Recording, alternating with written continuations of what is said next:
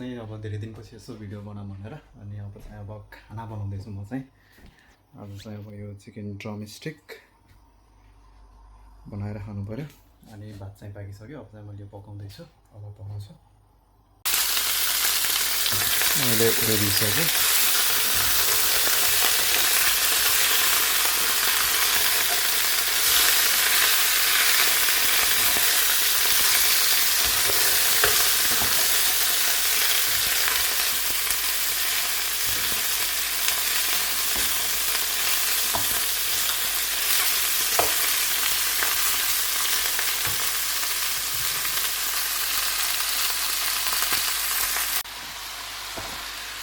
अनि त्यसपछि मान्छे यसमा नुन, बेसार, अदुवा, लसुन, प्याज, हरियो खुर्सानी अनि मरमसलाहरू सबै। अनि मलाई चाहिँ क्याप्सिकम नि मनपर्छ कि, तर मैले चाहिँ क्याप्सिकम पनि मिसाएको छु।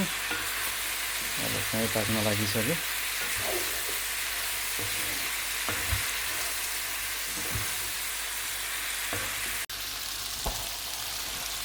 पाकेर चाहिँ रेडी भइसक्यो।